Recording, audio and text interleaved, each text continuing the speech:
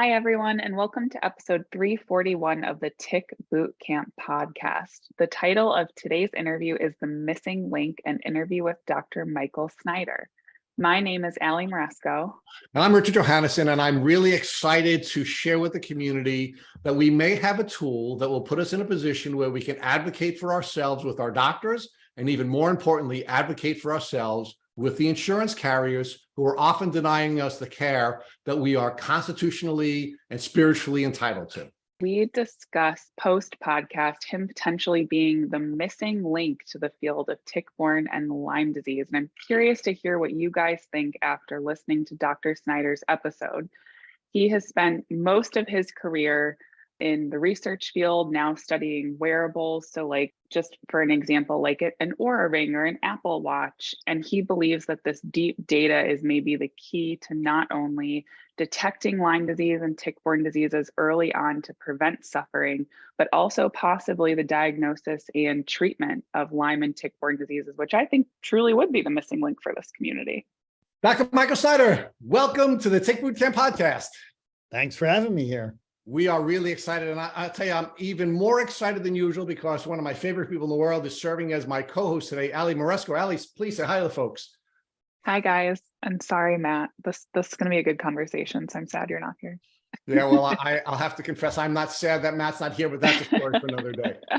So, Dr. Snyder, I did share with you offline that you've become one of the stars in the community, and I don't think you realize why you've become so popular in the community. And we've been anxious to get you on this podcast for several reasons, which we'll begin to reveal to you as we go forward. But why don't you first share with our community the experience that you had after spending some time in the Lyme Belt? You were working in rural Massachusetts, and something happened to you, which ultimately fell well within the parameters of the work you were doing, and you were able to diagnose yourself very quickly with Lyme disease. Sure. Well, if you don't mind, I'll back up a little bit to put a little context into this. So what I do, which is a little freakish probably to most people, is I do very, very deep data monitoring on myself, meaning I've sequenced my DNA. I follow as many molecules out of my blood as possible. This will relate to something we'll probably talk about a little later. And we do this now for a cohort of around 100 people. We've been following them for quite some time. And as part of this monitoring, we started with wearables, smartwatches, if you will, at a very, very early time when they came out as fitness trackers. It was before Apple Watch. And we basically said, well, these aren't just good fitness trackers. These are actually pretty powerful health monitors. And so what we did was we put them on our cohort, myself included. I'm one of the people who's getting measured. And I had been wearing it for, I think, about a year and a half. And then the way the Lyme story emerged was I was helping my brother put up fences in rural Massachusetts, where I was told at the time 57% of ticks are Lyme infested.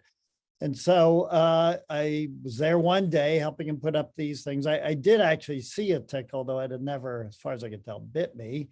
And then 2 weeks later, I was flying to Norway. And again, I'm measuring myself all the time. So I have my smartwatch on. I also measure myself with something called a pulse oximeter, which measures your blood oxygen. And it turns out your blood does normally drop on airline flights, but on this flight to Norway, on the last flight from Frankfurt to Norway, my blood oxygen dropped abnormally low, and I saw on my smartwatch, my heart rate jumped way, way up. And I later learned my skin temperature elevated, and that was on my smartwatch as well. We could see that. And so that was, and it all happened pre-symptomatically. That is to say, I saw these changes and yet I didn't have symptoms. So I knew something was up. And by the way, when I landed, that they stayed, the blood oxygen stayed low and the heart rate stayed high. And then a little bit later, I did get symptoms off and on. So I did, go to a doctor in Norway, and I warned him it might be Lyme because of the timing, that 2 weeks. And he drew blood, saw my immune cells were up, and said, yep, you've got a bacterial infection. You should take penicillin. I said, no, I should take doxycycline. It got a little tense there for a few minutes, because doctors don't really like patients to tell them what they should be doing. But I was supposed to go above the Arctic Circle. I didn't want to be sick. And he did give in and gave me the doxycycline. It cleared up right away. You take it 2 weeks. I'm sure this crowd knows it. And when I got back, I actually got tested. And sure enough, I was Lyme positive. as tested by the antibodies I had. I even had some antigens left, meaning some proteins from the tick were still present. And it's really well controlled because I just so happens I'd given blood 3 days before I left, and I was not, I did not have the antibodies at that point, meaning I seroconverted later, as the saying goes. And so the point out of all this is that I was really able to first see when I first got Lyme, of all things, from a simple smartwatch and this pulse ox. And so that was, and it was pre-symptomatic, which is pretty cool. And by the way, I never had a bullseye. So it was very informative. And then we've carried it further. This may be out of context, but we went on to show retrospectively initially that we could tell when you get infected with anything, including viruses, and even asymptomatic times, we could see when you're getting ill from a simple smartwatch because your resting heart rate jumps up. And we think that's a great measure, if you will, of when you're first getting ill, because your heart rate's way, way better than temperature. And as you may know, a lot of people don't get fever with Lyme. We've now used it to go on, again, this may be irrelevant to this group, but for COVID, we can tell when you're getting COVID, a median of 4 days, retrospectively 3 days. We have a real-time alerting system that actually gives you red alerts if you're shifted from your baseline. Now, it could be COVID, it could be Lyme, it could be anything, actually. It's a stress response alerting system that actually picks these things up. And so we have that running for mostly built around COVID, but we have some Lyme studies, so I'm happy to talk about. Well, so let's pause there for a second and let me download to you why we are so excited about you. The reason we're so excited about you is because diagnostic testing in this community absolutely sucks.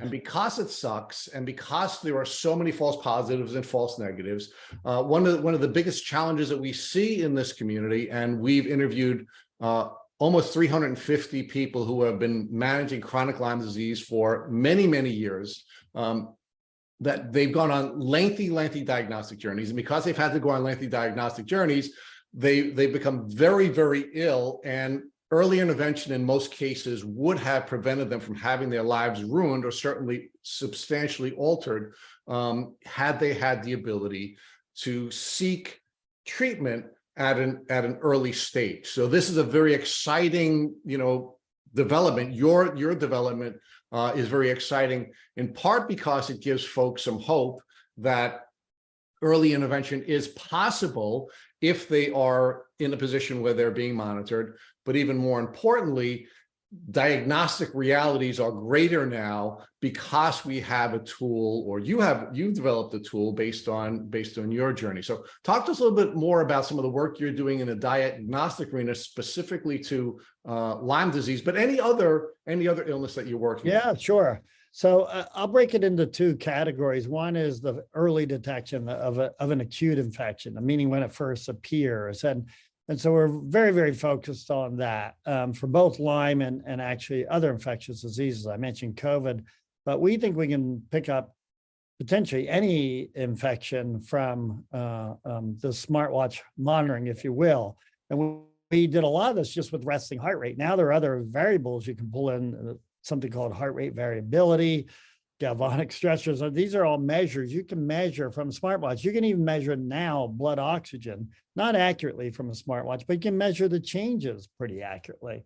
And that's the key to all this. Know what your healthy baseline is so you see these shifts. And that's very, very easy to do when you're doing continuous monitoring. And that's the power of these devices, by the way. They're measuring you 24/7, 365 days a year, as long as you're keeping them charged. And so you can get people's baseline very, very accurately and then detect these shifts. And as I say, resting heart rate turns out to be one of the best things. Temperature is what a lot of people use. And if you think about it, that's a 300-year-old concept, and it doesn't work in a lot of cases. And like I didn't get much of a fever with Lyme. I don't know about other people. And with COVID, at least half the people don't get a fever. So temperature, it can add value, but it's really not the best detection method. So anyway, we think these devices can be very, very powerful for detecting infections in general. I'm pretty confident we could tell the difference between a bacterial infection and something like Lyme from a viral infection, because if you can pull in respiration and things like that, also the magnitude of the response is different. I think we can distinguish those with the smartwatch. We need more data, and that's why we're running more studies. We still have a lot of work to do, mind you, because workplace stress is another thing that sets off these alarms that I was talking about. And I know we could tell the difference between workplace and stress and infections if we could get all the data, the appropriate data, and temperatures and other things you can measure from your watch. So the bottom line is, by collecting these various types of data from a smartwatch, we think we could do very, very early detection. So that's one aspect of all this. And then the question is, how good will we be at it? My prediction is we'll be pretty good as long as we can get stable baselines on people. There's some people we have a little bit of trouble for. I don't know if it's because of allergies or asthma or medications they're on, but there's a few people we don't get a good stable baseline on, but for the most people we do. And so then seeing these shifts from their healthy baseline is pretty easy. So then the other aspect that we're very interested in is the chronic conditions like chronic Lyme. And so we're taking on both chronic Lyme and another, it's related, but it may or may overlap a little bit, but it's called chronic fatigue syndrome. And a lot of people with chronic fatigue syndrome think they've gotten it from Lyme, and they may not have a positive antibody. So it's unclear in a lot of these cases. And there's a lot of similarities. Either way, we want to try to solve both of them. So we're doing smartwatch monitoring of these folks to try and follow carefully their physiology and how does it correlate with the kinds of symptoms and your good days and bad days. And for COVID, we can even tell when people are getting long COVID, which by the way has some similarities to chronic Lyme. We can see that because they have a elevated resting heart rate extending for up to a year or even longer after they've had COVID. So we can pick these up. And so we're trying to use the different parameters from, again, these physiological parameters measured from a smartwatch to be able to see if we can subphenotype the conditions, predict who's going to get chronic conditions. So you might, again, intervene earlier, maybe manage them better, depending on what we find, who responds, what treatment.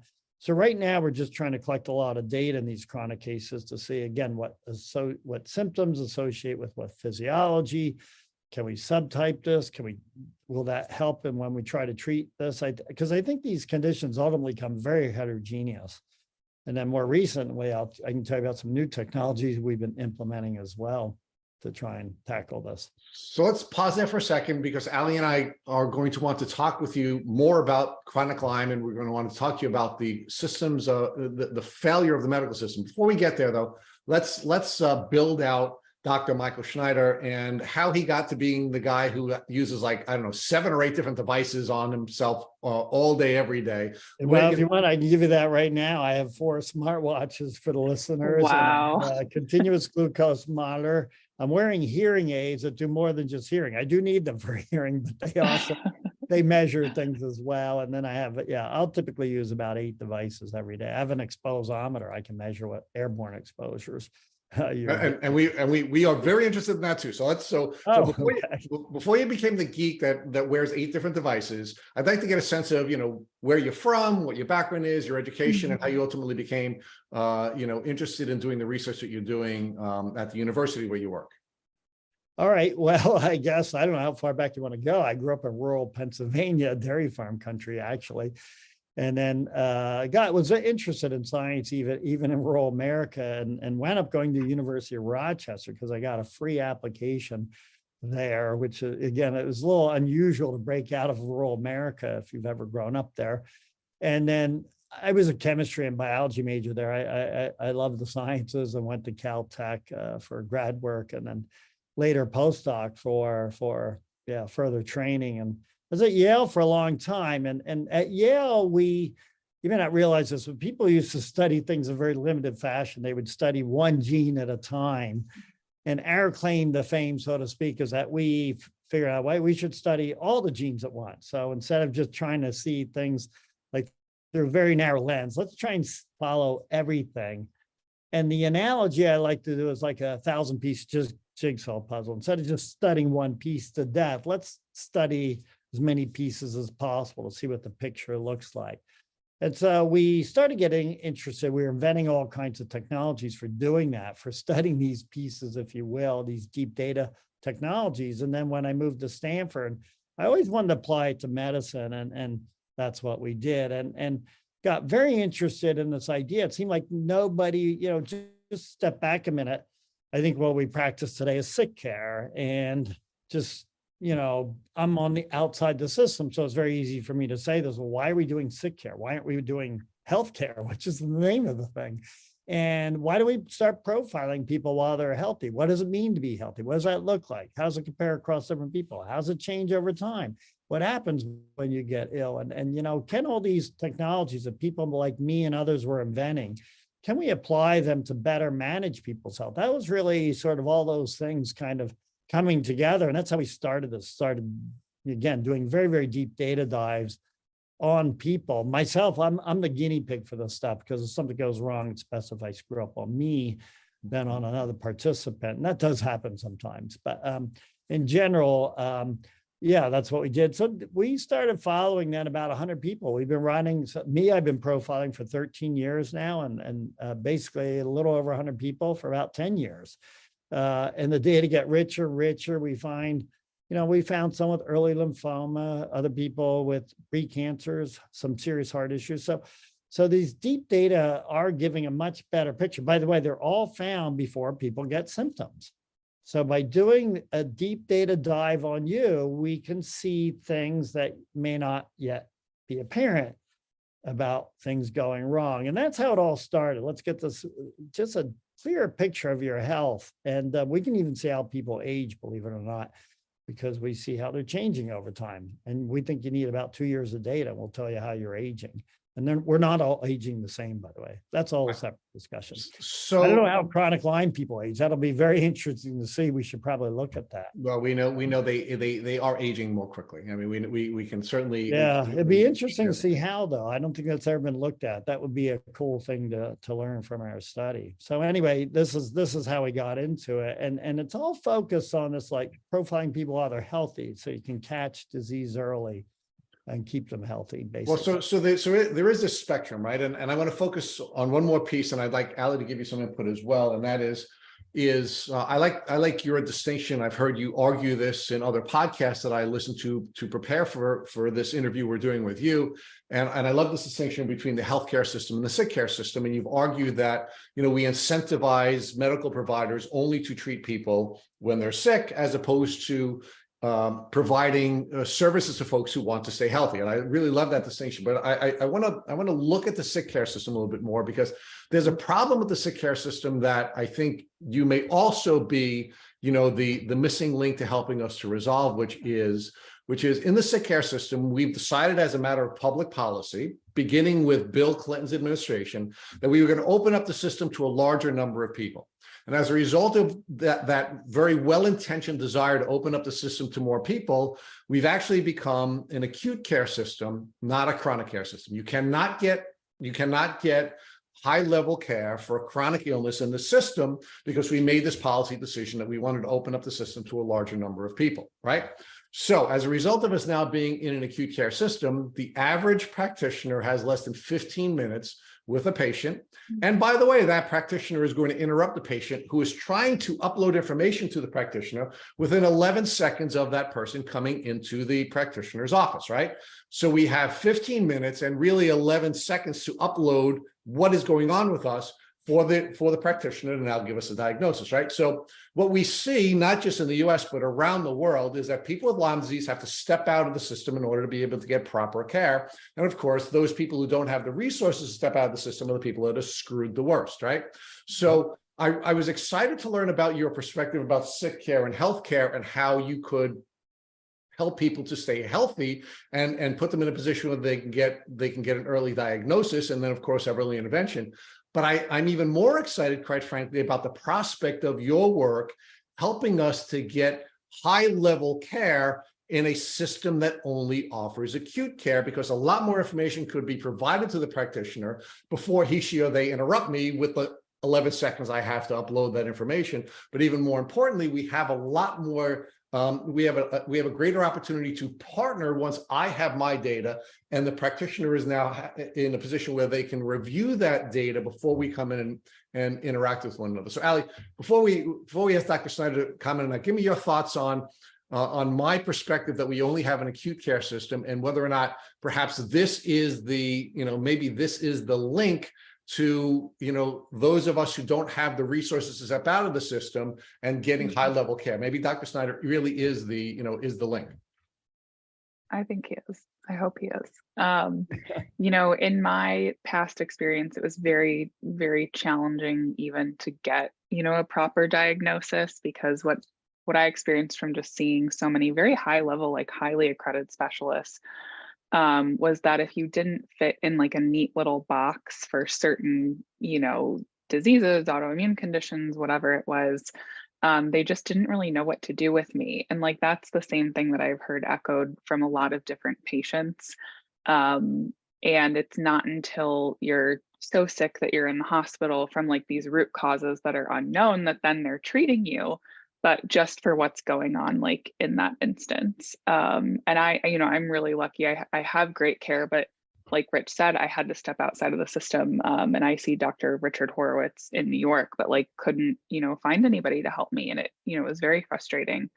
But I think this deep data is really, really interesting. And it already seems to be so impactful, because it seems like you can correlate like these different things in the body to like what's happening. And it's also like evidence building for patients and for their physicians.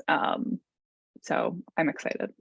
So Dr. Snyder, give us your reaction to how your work may be giving us the opportunity to give our healthcare practitioners a dashboard within the, again, I don't want you to focus on the healthcare element of it. I want you to focus on the sick care element of this, how your work can put us in a position where this failing system is more likely to be successful in the patient-doctor relationship. Yeah, well, you put a lot in there, and I would probably unpack a few aspects of this. Please do. I mean, you're right. We definitely practice sick care, and we need to get the financial systems aligned so that people will truly do healthcare, meaning nobody pays to keep you healthy. You have to do it out of your own pocket.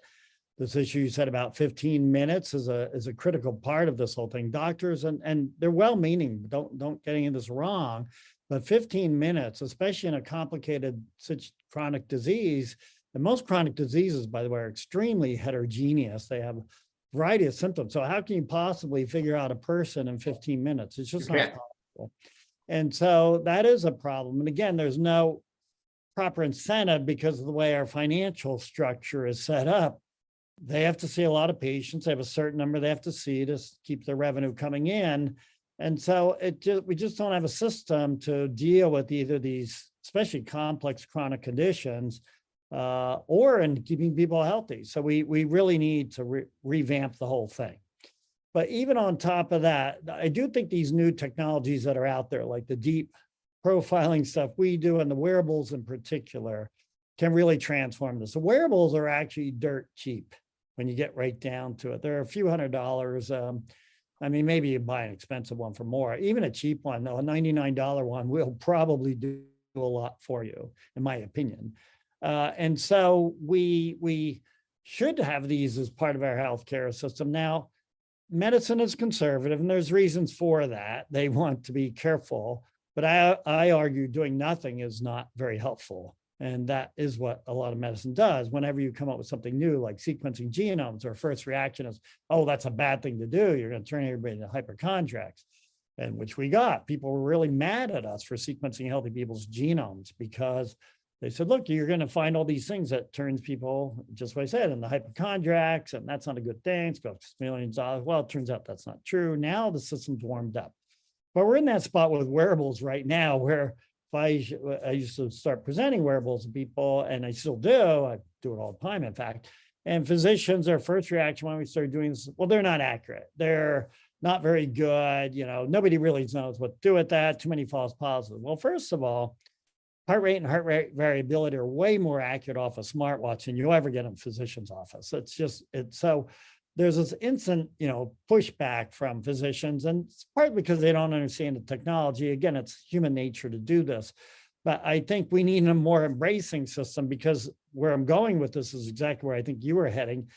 These data are very, very powerful. You can bring in I can follow, if I get your last 6 months resting heart rate, I know roughly what's going on in terms of a lot of things. And if there's something that went off, I can know when it went off because your heart rate will jump up. So we can actually use this data. And instead of being this, I think that's what some physicians feel threatened by. Oh, you're going to do all this home monitoring. That's going to be a terrible thing. It's actually a good thing because it's going to help them. They could imagine you come in with that data uploaded, like you say, already pre-uploaded. They could see what your resting heart rate, just glance at it for the last few months, or you said, look, 10 days ago, this thing happened to me. Maybe it was a tick infection. I don't know. And that's when your heart rate jumped up. They could actually spot that instantly. Instead, they'll ask you, so when do you think this first started and this sort of thing, which is not a bad thing to ask. That's one symptom, but you could actually see when they saw a physiological shift right from the data. And we can have algorithms. This is going to be an AI world where we can have algorithms that detect all this stuff. We already do have them around me. And so I think we can turn this into a really beneficial system. I'll back this up one step even further. There are 3.8 billion people on the planet with a smartphone. Half the people on the planet have a smartphone. And if you compare that with a smartwatch, you actually have a health monitoring system for half the planet. And including in very rural places, they have smartphones. So it may be the connection's not great, but it can still tell you when something's off. So I think if we can get these kinds of technologies into the system, get them embraced, it does require education. And we have to show that these things have value to the medical establishment. I think they'll adopt them. And I think they can be adopted for early detection, like we talked earlier, and they can be adopted for chronic conditions like Lyme and other things, to be able to see how people are doing. Are they getting better? How do you know if you take a medication, if you're doing better? Well, I feel better. Okay, that's fine. But imagine you've got heart rates, and we now set up a new, maybe I'll introduce this now if you want to hear. We have a new microsampling system where you do a little prick of blood. I know what this sounds like. They sound a little scary. We can do a prick of blood and measure thousands of molecules in that blood, which a lot of which are key, like inflammatory markers, things like that. And so imagine we can start coupling these kinds of technologies with people who have chronic Lyme or other things, and we could actually see, well, how are your inflammation markers going? Are they improving or not? We can get much more precise measurements about what's going on to see whether you're getting a positive response, or maybe there's no effect, or maybe you're getting worse. And so I think these technologies, wearables, and this thing we're calling microsampling, where again, these pricks of blood, we spent 6 years developing this. Paper just came out 2 weeks ago. So I think they're going to be very, very powerful. And they're also perfect because you do them at home. You don't have to go to a physician where everybody's sick. People don't really want to go to a doctor. It's inconvenient in many cases. And most people are working too, so they don't, or if they're not working and they have chronic conditions, it's hard to get to the doctor. So actually doing at-home sampling, it can be very, very powerful. So we think these combinations will be awesome. But isn't the data going to be better when we have a baseline where we have the devices? And by the way, I have an Aura ring I've been wearing for 3 weeks. I do want to talk to you about that a little bit. But where the devices are measuring us in our native habitat, where I'm at home and I'm comfortable, as opposed to when I go into the doctor's office and I have white coat syndrome and they say, hey, maybe you have high blood pressure. I don't have high blood pressure. You're making me anxious. That's what's happening here. So let's have, and I heard you argue that some of these devices are collecting about 1 million data points a day, as opposed to me walking in and having a stethoscope on my chest or on my arm when they blow up a balloon on my arm once. Right? I mean, doesn't it make a lot more sense that you're getting a better baseline and you're getting more data in a natural environment, as opposed to getting some data in a high stress environment? And why wouldn't doctors be embracing that information and that tool, as opposed to being troubled by a better informed patient? Yeah, 100% agree. I mean, in fact, that's where we're going, this heart rate variability. They're just much. If I pull my resting heart rate first thing in the morning, I know exactly what my health state is. Whereas if I were to use the values in a doctor's office, and I don't get nervous, I've given hundreds of samples in doctor's office the last 10 years. My heart rate's all over the map. It depended whether I biked there or drove there. Even if I sit around for a few minutes, it doesn't come back to baseline. The measurements in the doctor's office, and then a lot of people, as you point out, get nervous. So those values go way off. it just isn't as accurate as what you're going to capture first thing in the morning from this. And to be honest, capturing it throughout the day is very valuable, it turns out too, because there are times when people are very stressed and you can capture that information. So I think this continuous monitoring, it's everything you just said. It's not only more data to get a complete picture of what your baseline looks like, it's also seeing you in certain perturbations. This may sound a little strange, but I actually think an airline flight is a great way to get a pulmonary test because they drop the air pressure in the cabin and put you under a little bit of, very mild oxygen stress, and it's a pulmonary measurement in a sense if you have a blood oximeter on it. So these are the kinds of things you could get. I still debate whether is resting heart rate the right thing or is a walking heart rate a better measure. You may know the way you tease out a heart defect is by doing a stress echo, where you run on to your VO2 max and get this measure, and that teases out a lot of things that you wouldn't see by just sitting around. And so I actually think we're not there yet, but I think being able to learn how to capture what is your walking heart rate and how does that look compared to your normal healthy baseline. Now, my own prediction, if you've ever been ill, which we all have, you probably know it's hard to walk a little bit. The more ill you are, the harder it is to exercise. And I actually think it's going to be a better measurement than resting heart rate. So we got to standardize that. So Ali, why don't you talk a little bit about your experience and how a Lyme disease journey is really one where there's a lot of trial and error. There really isn't a lot of baseline for different types of treatment protocols. And what happens is, as people become their own doctors because they've been failed by the medical system, you end up putting yourself in a position where there's a lot of trial and error. So can you talk about how maybe this would have changed and could change your journey? Because first, you're going to be getting baselines and have a better understanding of who you are as a bio-individual. And then secondly, you'll be able to know more quickly whether or not a protocol that you're trying is effective for you, because you now are getting feedback very quickly right after you start to use a new protocol.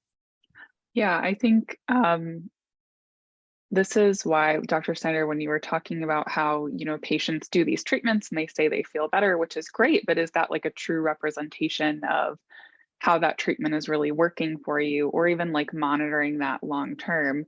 I found that really, really interesting, and also, like, quite frankly, like, wonderful, because as somebody like living with tick-borne diseases, you tend to go in and out of these periods of like great health, and then all of a sudden one day you wake up and you feel like you just sank to the bottom of the ocean, when you feel terrible.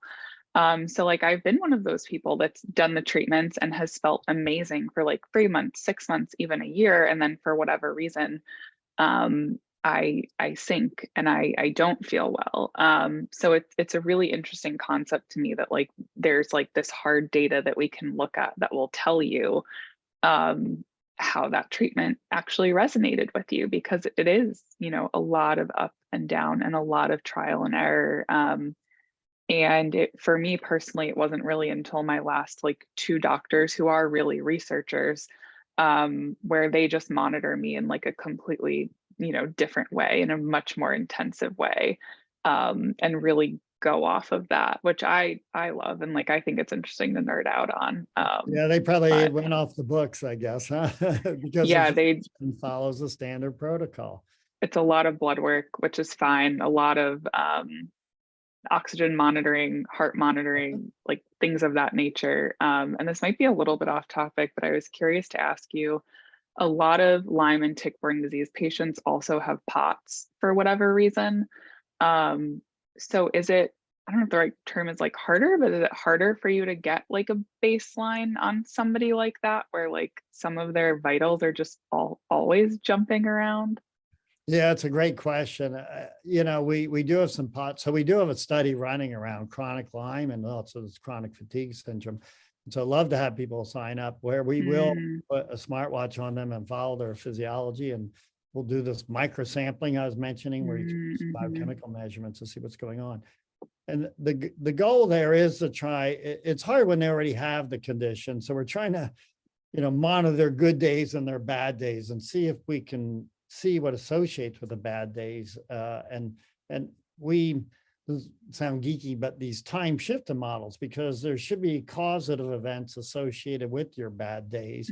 They may be happening earlier. The expectation is they would be. And if we can track that, if we can track, say, in certain conditions, people over-exercise crash. That's certainly true for chronic fatigue syndrome. For POTS, it's a somewhat different scenario. And so we should be able to find that, right? If we can see at a personal level what someone's pattern is, like yours, what kinds of events are associated with bad days and which ones are with good days, we should be able, it's a data problem. We should be able to capture that data and then hopefully feed it back to you. Maybe not right away. We may need enough data, but down the road, hopefully we'd get enough data to be able to say, hey, these are the things that look like they're associated with bad days. Maybe you should keep it. It could be food. In some cases, some people have food triggered issues, as you may know. For a lot of people, it can be exertion, how much they push themselves. Depends on, again, on the situation. And for POTS, that's a whole special category. It's hard though once they're already ill, right? You're not getting the perfect healthy baseline, but you are getting a baseline. So it's kind of the best we can do once they're already ill. In my world, they would have, if they had a smartwatch before they got ill, what the real healthy baseline is. That would be ideal, right? And then you'd see what that shift is and ideally capture it as it's happening. So we could see what triggers these sorts of events. So before Ali, we get too deep into geeking out on the different tools, because there are several tools I think we want to talk about. Let's stay 1 second, Ali, with the other opportunity from a policy standpoint, and that is insurance companies, right? You were talking, Dr. Snyder, a little bit earlier before we veered off on financial incentives and how the system is financially incentivized only to treat sick people. I argued it's only to treat people who are acutely sick. But then we have this other issue, which is that doctors' offices are driven by insurance companies, right? And one of the things that we've seen repeatedly, and I'm going to ask Ali to talk about this in a minute, is that many people in our community who are covered by insurance are making requests for certain types of care, and then the insurance company is taking the position that it doesn't effectively treat Lyme disease. There isn't enough research, there aren't enough studies, there isn't enough, there isn't enough, acceptance in the community of people who are doing this research, right? But, I'm a bio individual. My doctor believes that a particular protocol will work for me, but of course there's no data. Now, one of the things I think we can now do with your tools is we can now make the case to the insurance company that something's working for us, right? So, for example, if we wanted to have the insurance company pay for IVIG, and I want Ali to talk about that, and I'm now starting to benefit from that because I have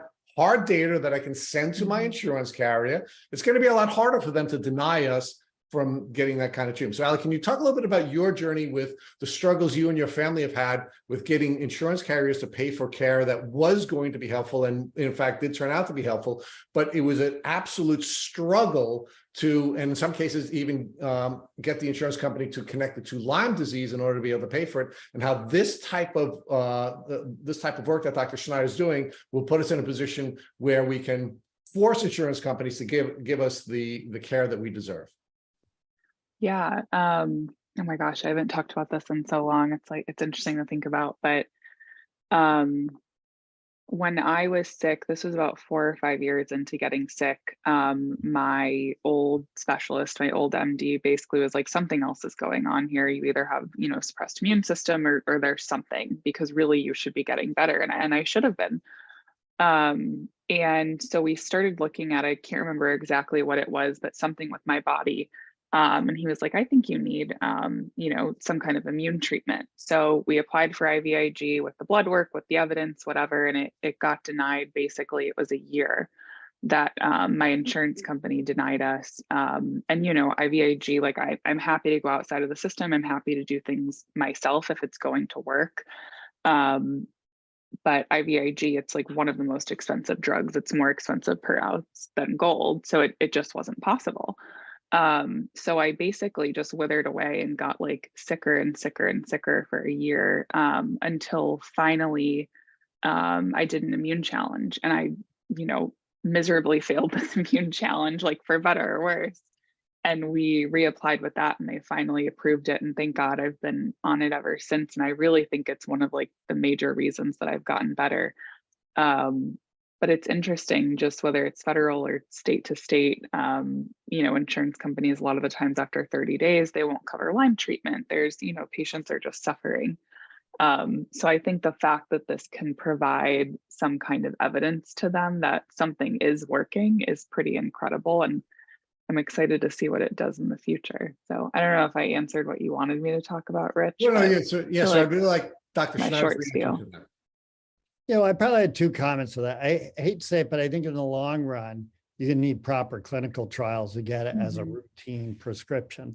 But I think you hit an important notice, which is you saw something that you thought was working in your personal experience. And then if you can work with, a group of people, several people see the same thing, you can actually get a trial run, a trial that will convince, I think, insurance companies, show it works, show it has effectiveness, and then it can become prescribed routinely. So you don't have to go through, all kinds of gymnastics to get the stuff reimbursed. So I think that's where the citizen science part can seed this stuff.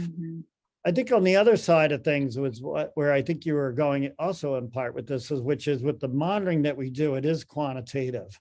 So if we can say, look, you are having an immune problem here, and that's what's flashing up here. This is a severe immune, burst, which we should be able to measure with the kinds of things we're doing with wearables and with this microsampling. We should be able to see that when it's happening. Imagine you have these things at home that you just mail in and say, yep, you've got an immune burst. You should be able to show this to your physician, who does have a lot of, discretion to order things. And so that's where the medical system can work in your favor. He can prescribe things off label to help you. Now, who pays can get tricky in that situation. You'll have to see. But I do think that can be helpful if we can show people hard data. Look, your heart rate jumped way up. You've got a cytokine burst. These are immune molecules. Those who are listening, your immune molecules are really like bursting out. You should take something that's an immunosuppressant, and this could be helpful in those circumstances. So I think it does help us present data that could be useful for treatments. And then, as I say, in the long run, I think this is, I'd like to see this be a routine part of monitoring. You may or may not know most drugs don't work, period, whether it's neurological diseases, whether it's, these chronic conditions. And so it's very hard to know when they're working and when there's not, if we don't have quantitative measures around them. And that's what I like about these are very convenient at home monitoring methods that can give real hard quantitative data. So let's bring these roads together now, right? We talked a little bit about doctors and their reaction to this monitoring and some of the pushback you've gotten, Dr. Snyder, from medical doctors you've worked with. We've now talked about insurance companies and some of the challenges that we have with getting insurance companies to provide us with with payment for the care that we're benefiting from. But now let's bring this together and see how now doctors, who are really good people, who really want to help people, are going to feel now protected by the wearables rather than threatened by them. And what we mean by that is one of the things that Allie can share with you is that her doctor, for example, a current doctor, Horowitz, has had to defend his medical license on a number of different occasions. Allie's familiar with Long Island's Dr. Joseph Bioroscano, who's one of the real stars in our community and one of the pioneers in treating people with Lyme disease, dating back to the early 1970s and early 1980s, and ultimately got suspended from practicing medicine because he was using treatment protocols, which, by the way, have been borne out to be medically accepted practices, but there wasn't a lot of data back then. And so what happens is a lot of doctors are afraid to treat Lyme patients. Why? Because in their heart, they want to be helpful, but in their heads, they are afraid that they're going to have their licenses yanked because they're giving us the kind of treatment that may be off-label, to use a great term that you would use, right? Now, why I think doctors will start to embrace you and love you as much as Lyme patients love you, Dr. Snyder, is because they can now do what it is that they've been trained to do and treat each person as an individual. And when they find somebody that's outside of the bell-shaped curve, somebody who is an outlier, they can treat that outlier and treat them safely, meaning their license will not be put in jeopardy because they now have data that Snyder's protocols or algorithms or dashboard is now going to make available to them, and they can now defend themselves when the insurance companies are trying to yank their license. So give me a reaction to that, Dr. Snyder. Well, I think, again, if it's not yet proven, you'll have to run it as a research study, which you can do. And I think this is the way to roll it out as a research study, which also helps protect them a bit. So the patient's consented to this. So I think that's a safer approach. But I do think in the long run, it's exactly what you say. That is to say, if you are monitoring people better, you can follow it better. I do want to point out a lot of these devices are not yet approved yet. So they will, but that'll be much like a thermometer, right? Right. Thermometers weren't approved for a long time. And now, of course, everybody uses thermometers to tell if they're ill, even though it's, to be honest, not the best way to tell if you're ill. But so I think we will get to that point. Let's get the device will get approved. It's a brand new area, and I'd like it to mature faster than it's doing, but it will get there. I think we'll be having these standard monitoring systems. One thing I think it's worth bringing up for the listeners, one way to think about this is I like to use the car as an analogy. You may know that your car has lots and lots of sensors on it, and it relays that information into your dashboard. So when you drive a car, it's very simple to do that. You see your gas, you see your speeding, you see engine lights. Just a few things tell you the health of your car. And I think we can set up a very, very similar situation, both for healthy people and for these chronic folks, to see, follow their health with these kinds of monitoring systems. And this is where it can become very, very simplistic to relay back both to the person, the patient, the consumer, as well as the physician. I think the two can work together to be able to do a better monitoring system.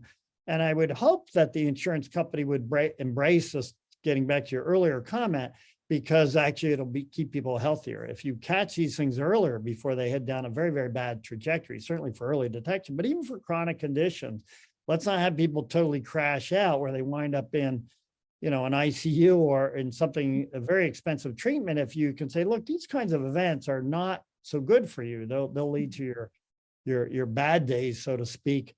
Let's try and avoid those. And we can easily, I'm very convinced we can have algorithms that can detect all that at a personal level. And insurance companies should actually embrace that, because it should save them money. But they will want to, I hate to say it, but also at the end, they'd like to see it does save them money. I think they care about that a lot. And so I think we're going to need downstream studies, not just, trying to keep people healthy. I hate to say it, but we need to show insurance companies this kind of management will save them money in the long run. Getting somebody with having them something turn into a serious heart issue, which does happen with chronic Lyme, actually, the situations, is very, very expensive. And so those are kind of good arguments you can try to make to insurance companies. So, but Dr. Snyder, I'm making a different argument. Ali, I'd like you to weigh on this as well, that researchers are wonderful people. You're one of them. You're wonderful. So we thank you for all the great work that you're doing for us. But what researchers do is they generally give us generally accepted medical practices that are designed for the average person. Right? We understand the bell-shaped curve. We understand there are outliers.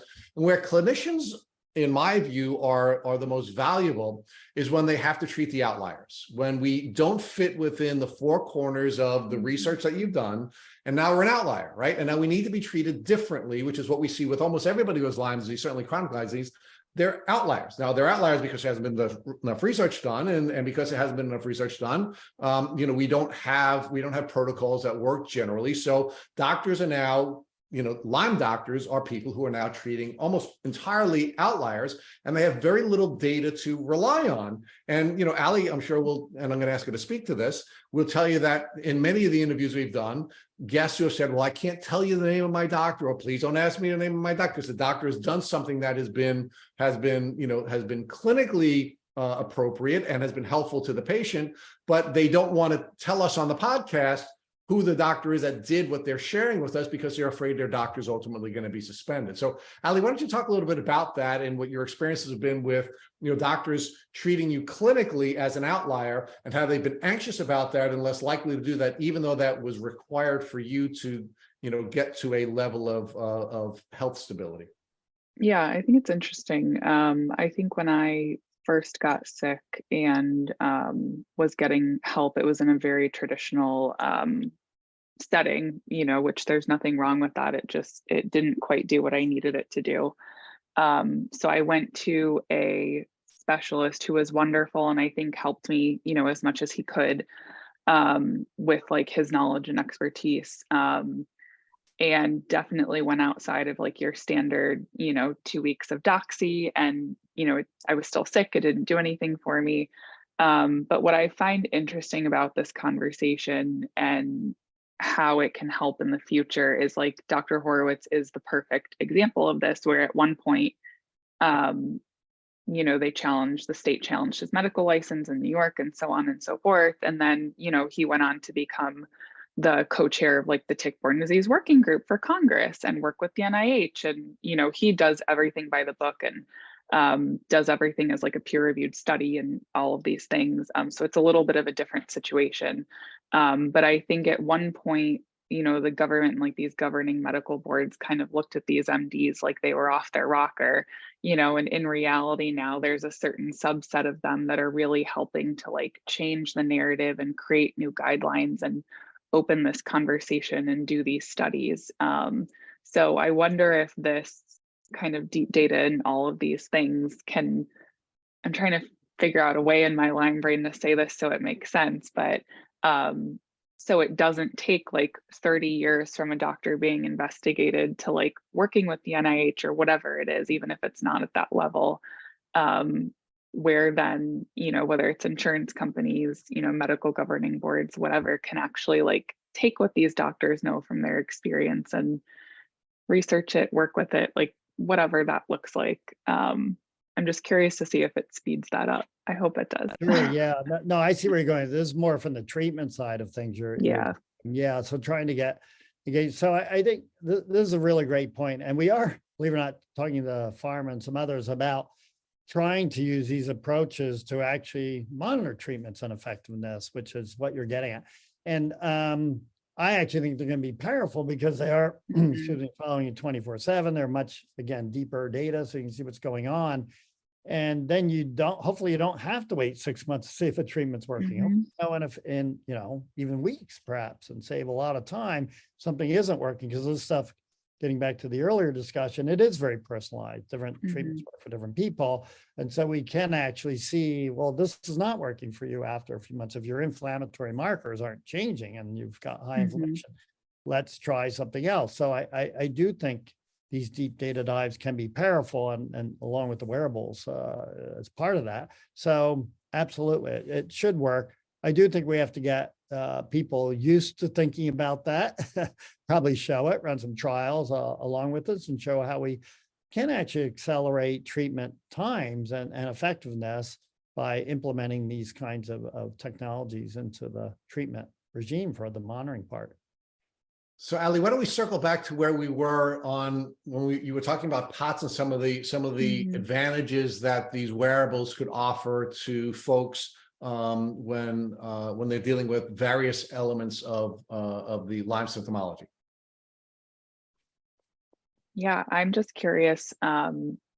Obviously, tick-borne diseases are very complex, whether they're acute or chronic. And a lot of us, where we do have like either neuro Lyme or chronic Lyme, we tend to have these other like comorbidities like POTS, or turns out after I finally got like another correct diagnosis for my immune issues, I have specific antibody deficiency. So it's like peeling an onion.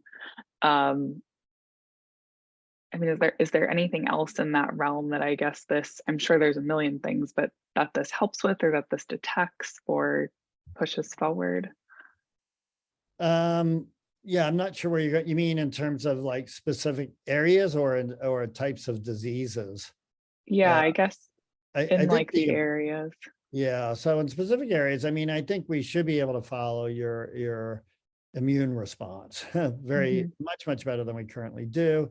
Your metabolic response, all diseases have a metabolic alteration associated with them, and you can actually follow this. And I think a lot of people like the idea that some of these things associated with fatigue are affecting mitochondrial function.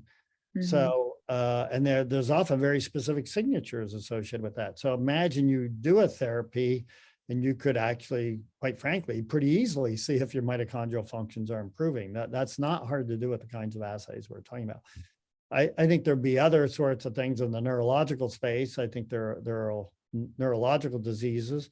There's autoimmune. We actually showed we can measure that with some of the microsampling we're doing. We could actually see what do you have autoantibodies you don't know about in there that are actually maybe they're associated with some of the symptoms that you have.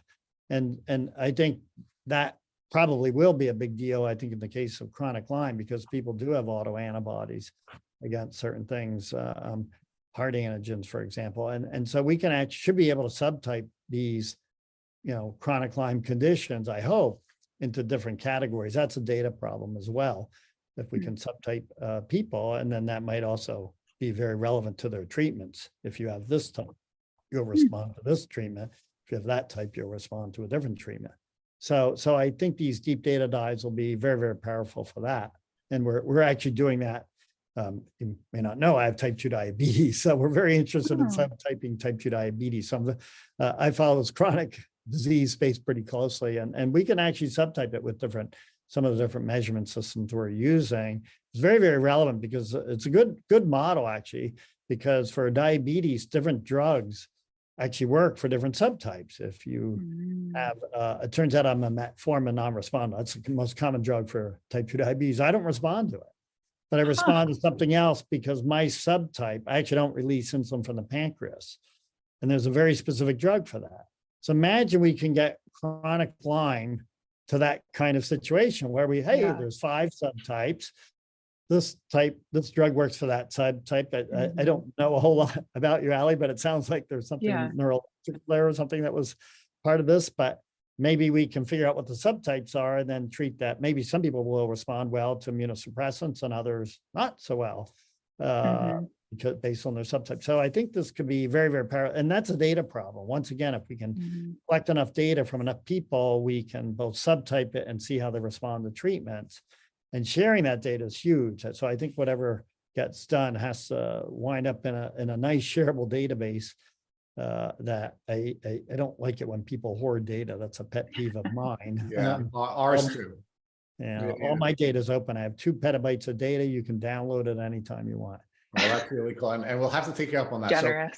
So there's another area that I wanted to discuss with the two of you, and that is the risk of Lyme disease. Right? We know that the risk of Lyme disease is increasing substantially because we see the data. Right?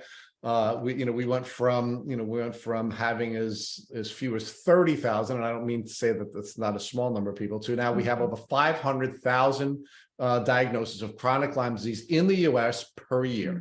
And the numbers are going up. It's exploding, right? So one of the things we talk about is what is risk, right? We have to define risk, and I define risk the way Stanley McChrystal did in his book, Risk, which is threat times vulnerability, right? We know the threat is increasing because of climate change and the habitability of the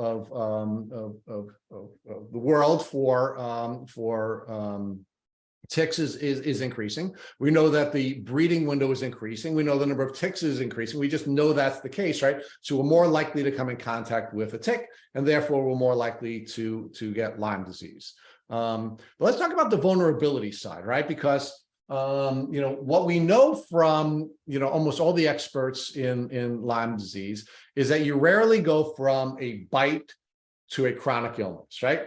And what I've been told by Dr. Rawls, for example, and Dr. Phillips, for example, is in their experience, the only time you go from bite to chronic illness is if you get bitten by multiple ticks at once, or if you're vulnerable because you're living, for example, in a high mold environment, right? And because you were immunosuppressed at the time you were bitten by the tick, the disease takes off. But in most cases, what happens is somebody has contact with the bacteria or this combination of germs that gets spit into them by a tick bite. And then many years goes by before they become chronically ill. There's a large gap in time, right? So let's talk about the wearable role in this piece. First, with watching the disease develop and where we are from a vulnerability standpoint. And then I'd also like you to bleed into this, Dr. Snyder, the exposome work that you're doing and how that could aid us in understanding how we're more vulnerable at a particular moment, because you're now able to measure with some of the tools you've developed what we're absorbing from our environment. All right. So I guess, well, the first one is what? It's sorry, what did you want to know? Let's first talk about, let's talk about the vulnerability at a particular Oh, yeah, time yeah. to I'm being sure bitten by there's a many tick. factors. Yeah. My own guess is that there's probably a genetic component to this too. We know For that. sure. And so we have, believe it or not, new ways of analyzing genomes that I hope can get at that. We're actually able to get some money to do this for chronic fatigue syndrome. So we're actually going to try to get in there and see what, if we can figure out the genes. And that, why is that powerful? That actually tells you a lot about the biochemical pathways that are underlying this, believe it or not. So for diabetes, you discover that both your immune cells and your pancreatic cells, I know this sounds obvious, but they both have an underlying role in that disease. And that's how some of the first immune stuff was picked out. And so I think we can do that for Lyme too. We may be able to see the biochemical pathways that are a little bit underlying this, and that may help subtype the disease then later too. And then, like you say, there's probably there's almost certainly environmental factors, immune factors, you mentioned mold. And so I think it would be fantastic to measure that. I think we are lacking, and this is true of most chronic diseases, we don't know the early events, the things that are probably responsible for causing the disease. They may or may not be the same. Obviously, in this case, it's a tick, but what are those early events downstream of that tick that you're alluding to that then led this to a chronic condition? Why is it going one way versus another in different people, right? Why is it so heterogeneous? And we have a big gap there. So I actually think capturing that information, the wearables will capture that, at least for the physiology part of it, maybe not so much for the biochemical part. So I think we can get that if we have people who are already wearing smartwatches and pull the data in, pull the last several years of data from them and take a look at what's going on. I think on the exposure part, yeah, this is a brand new area. I think we don't, think about it right now. You don't know what you're breathing in terms of the biologicals, which is relevant for pollen, for mold, for all this sort of thing, as well as the chemicals, what carcinogens, pesticides, things like that. So we have built, as part of this sort of extensive monitoring, an exposometer that measures airborne exposure. Some measures the usual things, something called PM 2.5. These are fine particulates that wind up in your lungs and measures temperature, humidity. That's standard stuff. But it also measures what we did was under an air intake valve, it has a pump and it sucks in air. It captures all the particles. So we can actually, and then under that, I'll just continue. So we have a chemical absorbent. So we can measure both the biological things that are captured on this filter, those particulates. We sequence them and we see exactly what you got. So we can see what molds are there.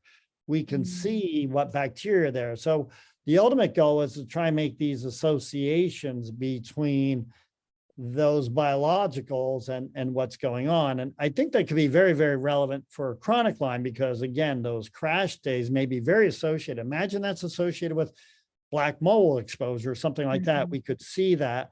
We could pick that up. And I think the same will be true for the chemical side of it. Imagine it's pesticides. So it turns out this is not a surprise. There are pesticides everywhere. Actually, the one that was surprised me, the DEET is everywhere. The stuff we use to keep insects off.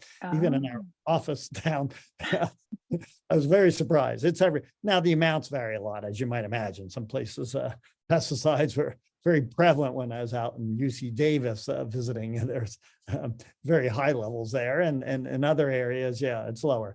So, and carcinogens are everywhere. But for the first time, we can start making associations. We've actually done this on a personal level. That is to say, I can see what microbes like mold, fungi, all that stuff, as well as what chemicals are associated with my inflammatory response at a personal level.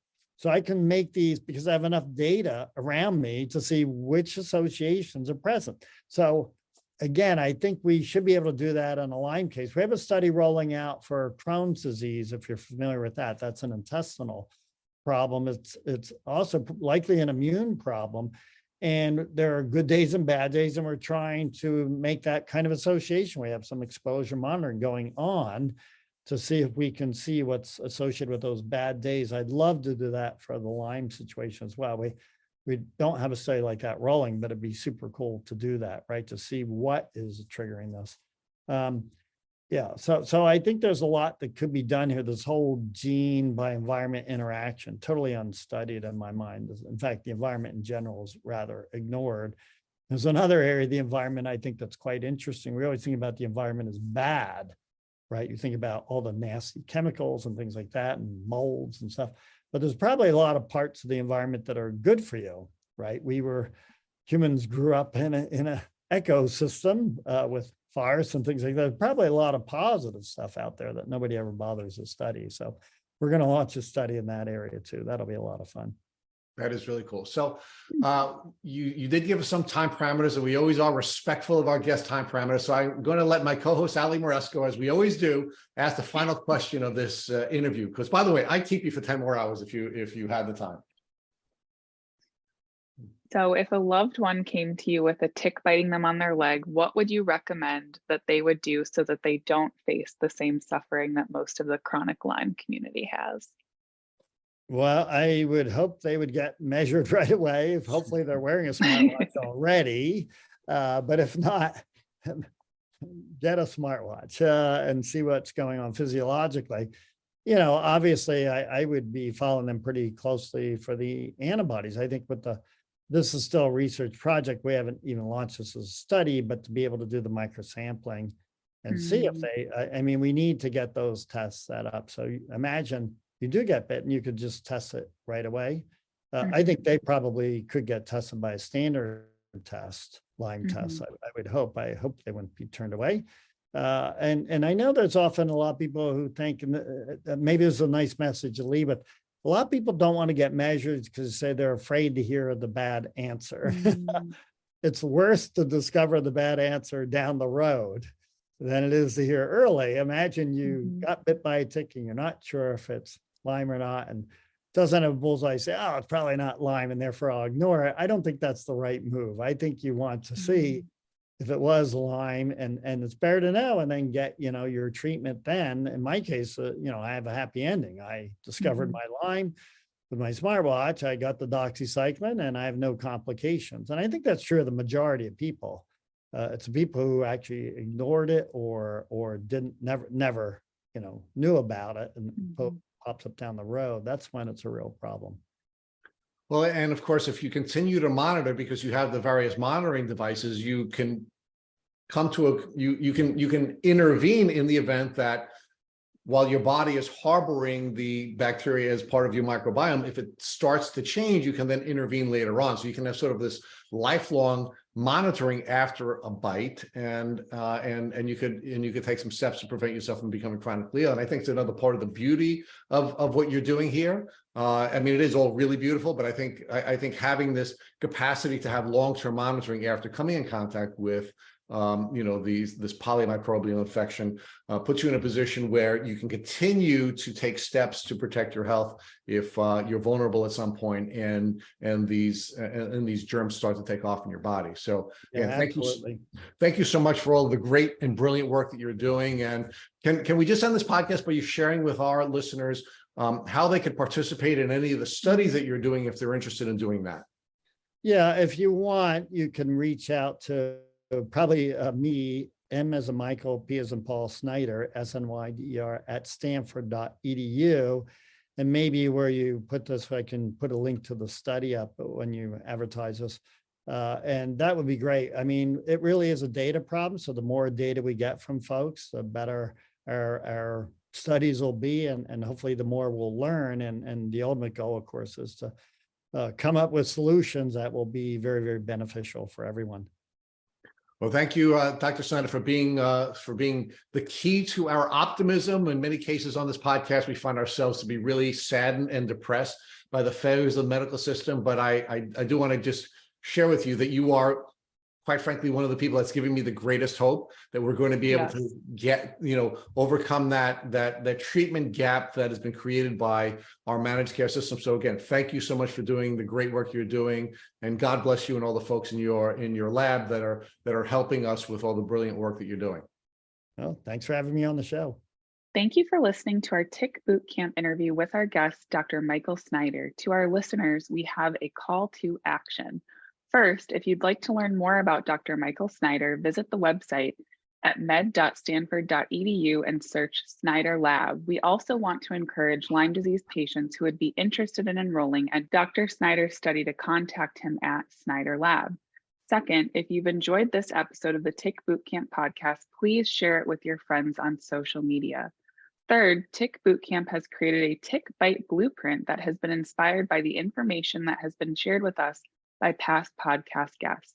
We urge you to visit our website at tickbootcamp.com/bite to view the blueprint. Fourth, don't forget to subscribe to this podcast on Apple Podcasts, Google Podcasts, or Spotify to get your automatic episode updates of our Tick Bootcamp podcast. Please take a minute to leave us an honest review on your podcast platform of choice. And finally, if you'd like to search our podcast library of almost 350 episodes, subscribe to our email list, or share feedback, please visit our website at tickbootcamp.com. Thank you, as always, for listening.